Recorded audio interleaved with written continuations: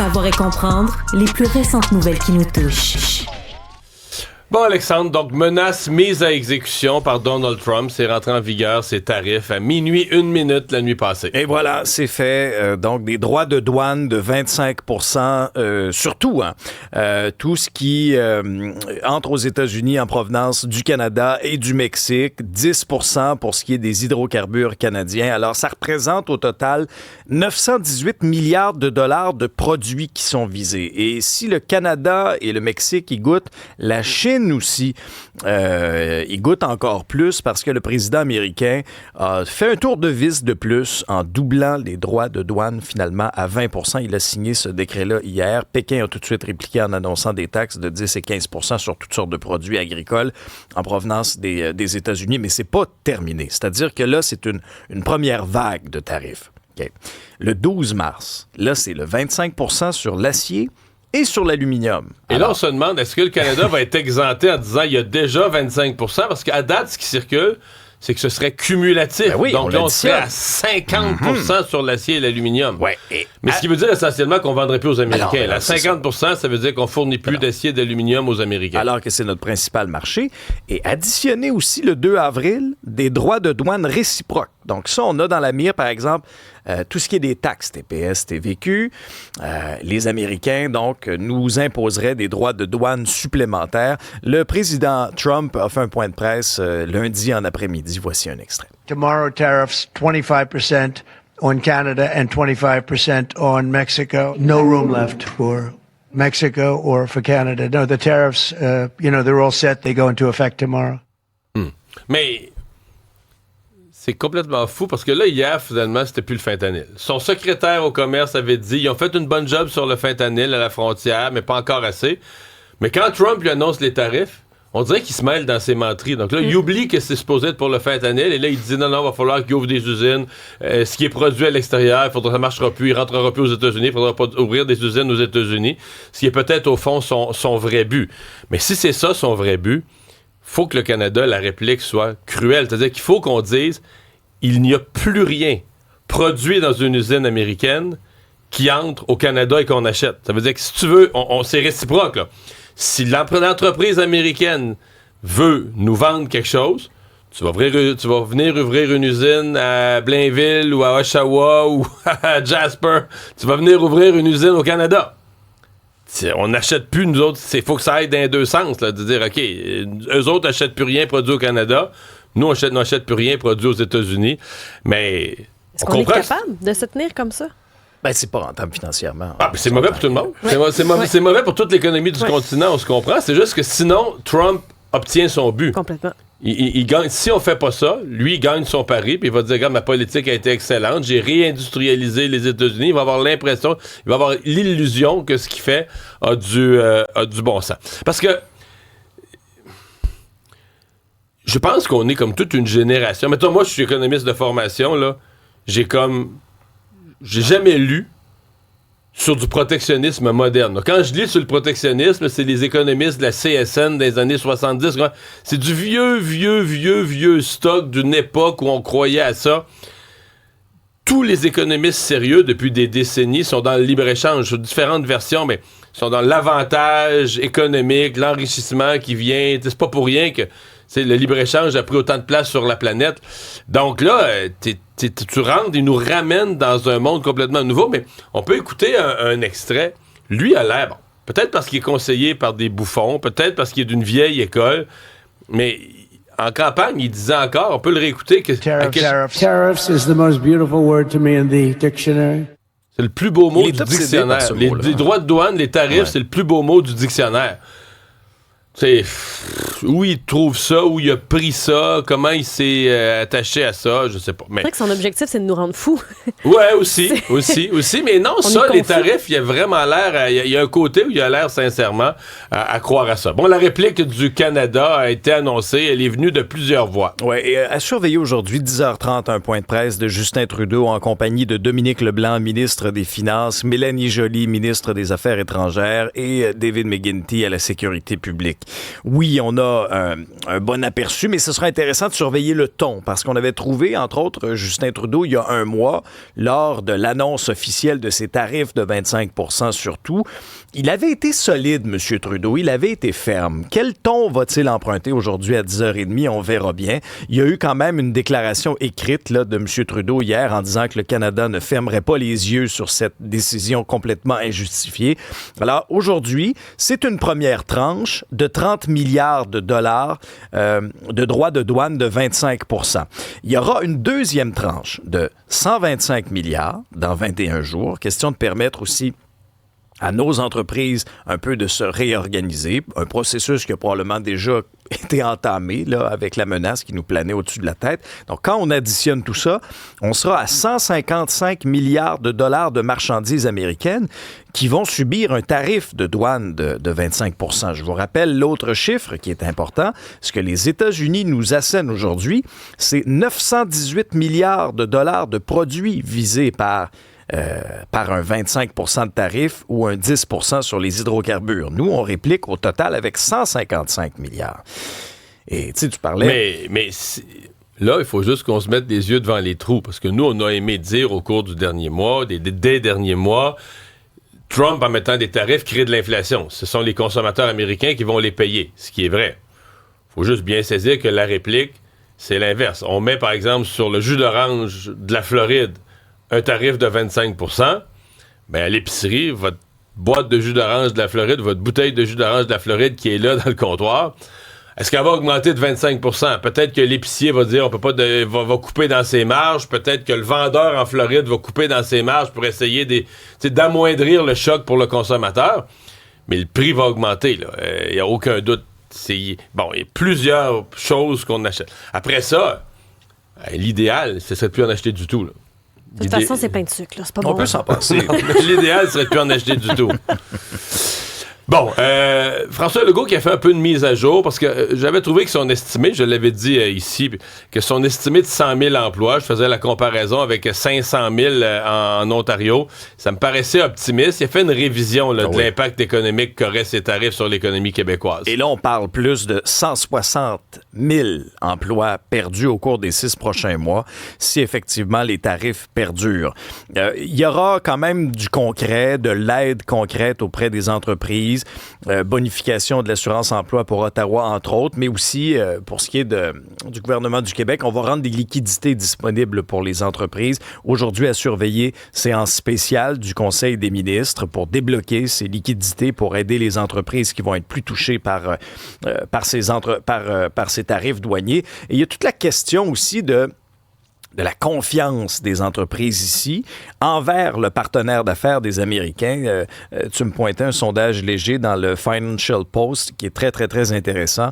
On a sondé 247 chefs d'entreprise c'est canadiens. un sondage, mais on ne téléphone pas à des gens au hasard. Non, c'est vraiment des gens là, qui sont au cœur des PDG, des conséquences et des PDG d'entreprises canadiennes. Alors, 58 % de ces PDG-là n'ont plus confiance envers les Américains comme partenaires commerciaux fiables et 42 % de ces chefs d'entreprise cherchent de nouvelles alternatives aux Américains comme clients ou encore comme fournisseurs.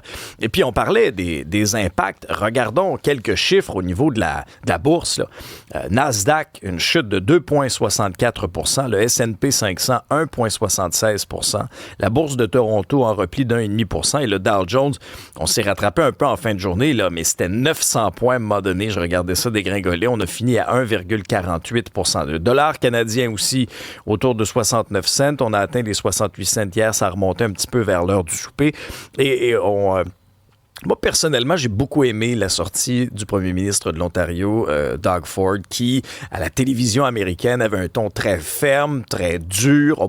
Ça, c'est la première chose. Il est un de ceux qui répond favorablement à toutes les invitations des grandes chaînes américaines, parce qu'à un moment donné, il faut aller parler aux Américains. Il faut aller parler au peuple, il faut aller parler aux Américains eux-mêmes. Oui, qui vont payer, qui vont avoir des conséquences sur leur portefeuille. Alors, voici un extrait de cette entrevue-là, suivi aussi de la réaction du premier ministre François Legault. If he wants to destroy our economy and our families, I will shut down the electricity going down to the U.S. C'est pas vrai que M. Trump est capable de se passer de notre pétrole. C'est pas vrai qu'il est capable de se passer de notre électricité. C'est pas vrai qu'il est capable de se passer de notre aluminium. C'est pas vrai qu'il est capable de se passer de notre bois. Fait que bon, on pourrait se dire, on le garde, mais là, les stocks s'empileraient. Est-ce qu'on veut mettre une taxe à l'exportation pour dire, vous allez payer le prix de votre erreur que vous êtes en train de faire? Faut rien exclure. Mais ce qui est prévu pour demain, là, c'est des contre-tarifs. Voilà, donc à suivre en cours de journée. Là, on vous, s'il y a des choses qui surviennent d'ici 9h, évidemment, on va vous garder informés au fur et à mesure. Mais ça va être certainement ce qui va occuper toute l'actualité du jour. François Legault qui se dit impatient de connaître les résultats de son enquête publique qu'il a lancée dimanche. Oui, qu'il a déclenché sur le fiasco de Saclic. Il a fait une tournée d'entrevues, notamment à LCN, où, il a écarter la possibilité d'étendre la portée de cette enquête-là sur l'ensemble des projets informatiques. Donc, on va se concentrer vraiment sur Saclic. Le premier ministre a promis des résultats avant les prochaines élections. C'était aussi une demande de l'opposition. Et il est revenu aussi sur c'est quoi la séquence des événements. Alors, M. Legault dit oui. J'ai été briefé sur l'avancement du projet, mais au moment du briefing, il n'y a rien qui me laissait croire là, que le système allait connaître des ratés. Là. Alors, oui, il a été briefé, mais selon ses dires, il a été briefé avec de mauvaises informations, en disant que à l'intérieur de cette mise à jour-là, il y a des gens de la SAAC qui a dit tant à lui, mais aussi à Mme Guilbeault, que le programme irait de l'avant avec Saclic en février et que tout allait bien. C'est pas ce qui est arrivé. M. Legault disait aussi dans ses entrevues qu'il avait été très choqué de voir des gens attendre à l'extérieur, que ça l'avait vraiment piqué au vif. Voici un extrait de l'entrevue qu'il a accordée à LCN. Allons-y avec une commission d'enquête publique pour aller au fond des choses parce que j'ai rien à cacher puis j'ai pas de raison de croire que ni mon ministère du premier ministre ni mes ministres mentent. Moi, ce que je veux, c'est avoir toutes les conclusions le plus vite possible puis sûrement avant l'élection. Le plus vite possible, mais avec une enquête publique, on parle de... Avant l'élection, ça c'est 1 an et 3 quarts, 1 an et demi, 1 an et 3 quarts. Ça me paraît bien long, cette enquête publique. Petit mot sur Santé Québec. Il y a eu du brasse camarade hier. Ah, ça brasse. Parce que là, souvenez-vous de la nomination là, de Mme Biron, là, la Top Gun de Santé Québec. Il y avait 2 Top Guns. Il y avait aussi son bras droit, Frédéric Abergel. Une du privé, un du réseau. Ben oui. Alors, 3 mois après le lancement de la nouvelle agence Santé Québec, c'est terminé pour M. Abergel. Il est congédié, il est remercié de ses fonctions. Mme Biron, donc, a tassé son vice-président exécutif aux opérations et à la transformation. Et, bon, le CA a entériné cette décision-là. Semble-t-il qu'il y aurait selon les informations qui circulent notamment de nos collègues de TVA Nouvelles, il y aurait des divergences d'opinion, de vision là, à l'intérieur de Santé Québec. Mais c'est ça, c'est la grande question. Est-ce que c'est un conflit de personnalité ou est-ce que c'est Mme Biron qui vient du privé, qui s'est rivé le nez sur une vision du réseau, puis là, c'est M. Abergel qui paye, mais qu'après ça, ça va être là. Tu comprends? Peu importe à quel niveau, quand elle va vouloir imposer ses vues au réseau, ils veulent pas ça. Ils ont une façon de fonctionner. Ça s'est toujours fait comme ça. Nous autres dans la santé, nous autres dans les hôpitaux, on fait ça de même. Les gens, ils vont se mettre en file, ils attendent 28 heures, ils sont habitués, le public. C'est ça la question que je me pose. Peut-être que je me trompe, peut-être que c'est juste un conflit de personnalité, mais peut-être que c'est un conflit de fond, là, où elle, Mme Biron, elle voit une façon que le service devrait être donné, que le système devrait fonctionner, puis que ce sera jamais accepté. Fait qu'Abergel, un autre, tu vas les passer, les gens qui viennent du réseau, là, tu vas les passer parce qu'ils veulent pas de cette vision. En tout cas, c'est ce qu'on va voir.